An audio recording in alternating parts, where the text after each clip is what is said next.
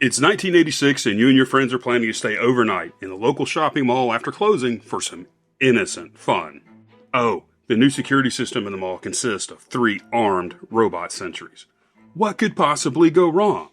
Today we're going to look at the cult classic and see what happens when you stay overnight at the Chopping Mall. Released in 1986, Chopping Mall is another 80s gem of the sci-fi horror persuasion. Wow, who here remembers these gigantic pieces of nostalgia? The film is about a group of teenagers that intend to spend the night inside the mall for some innocent fun. The mall has just put a new security system in place that shutters all the doors with impenetrable steel hatches and turns loose 3 robot sentries to patrol the interior of the mall. Just set aside how ludicrous the idea is. It was just as ludicrous in 1986, but what the hell. It makes for a fun and original setup. I mean, never mind the liability the mall management would have should its 3 mechanical nightmare sentries mess up and kill someone by accident, while innocents are trapped inside the steel shutters that cannot be opened before 6 a.m. So our group of teenagers have a plan to party in one of the stores after hours, and they'll sneak out before the steel shutters lock them in all night. What could go wrong with that? Well, while the teens are having their good time, lightning strikes, literally twice, onto the computer system that runs the sentry robots.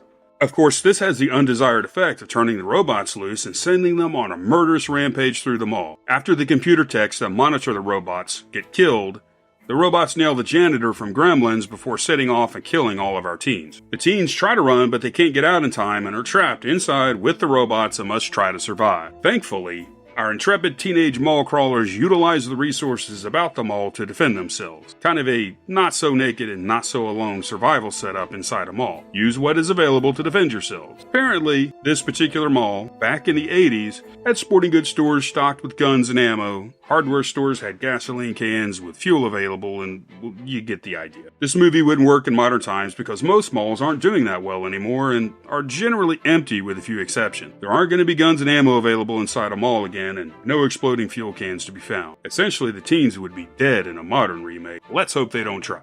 Kelly Maroney headlines the cast, along with Scream Queen Barbara Crampton. Kelly Maroney, who plays Allison, you might recognize from other campy 80s movies, Night of the Comet and Fast Times at Ridgemont High. Barbara Crampton, playing the role of Susie, had previously starred in The Reanimator and also had a bit part in another great 80s flick, Fraternity Vacation. Tony O'Dell played Ferdy and had previously played Jimmy in The Karate Kid. John Terlesky as Mike went on to play the title role in 1987's Deathstalker. Russell Todd plays Rick and had played the role of Scott in Friday the 13th Part 2. The acting and dialogue are pretty bad. None of the actors or actresses are terribly accomplished by this point in their career, and there appeared to be no helping hand from the director on line delivery. The dialogue isn't bad, but it isn't always very well thought out.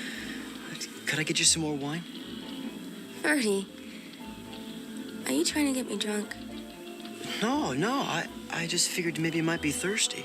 All of that said, I really didn't mind the acting. After all, this is an 80s B-rate horror movie. If it had stellar acting performances, it wouldn't be a B-rate 80s flick. Besides, the acting is part of the charm of this movie. The movie and its actors want to entertain you with a thin and predictable plot. I mean, isn't that what you signed up for when you picked a flick titled Chopping Mall?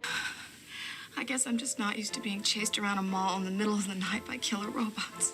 The plot, as mentioned above, is razor thin, but so long as you can suspend disbelief, it works. It rolls right around without too many slowdowns in the action. There are just too many characters to keep straight at the beginning of the second act, but thankfully it gets pared down pretty quickly, and we're left with the characters we're meant to care about. Character development is similarly thin, and pretty much ends with, "Hi, I'm the main girl," and "Hi, I'm the main guy," and most everyone else might as well be wearing a red shirt on a Star Trek set. And the movie does entertain. In the bygone era of movie rental stores, you could count on this title to be in the horror section of every single movie rental store you went to. In more current times, Chopping Mall is still a gem of the 80s horror genre, a shining example of what unashamed, pure entertainment used to be. It didn't need to be fancy, and it didn't need a huge budget just to tell a story and entertain the viewer. That's all this film tries to do, and it does that part well. Don't look for deep philosophical meaning in this one, and it even manages to pull off one of the best exploding head scenes in the horror business. The scene was done so well that during the video credits,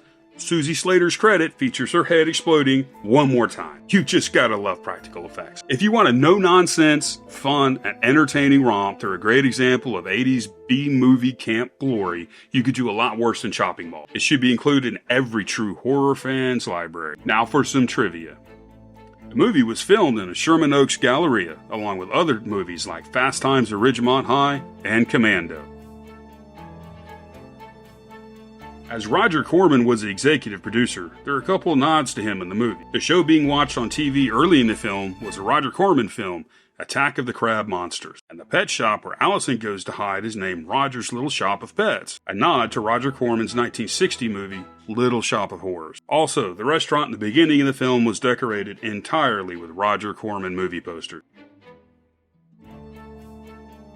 The mechanics for the robots coming to life was a lightning strike, which was the same as for 1986's Short Circuit, but with opposite results. Chopping Mall is currently streaming on Amazon Prime.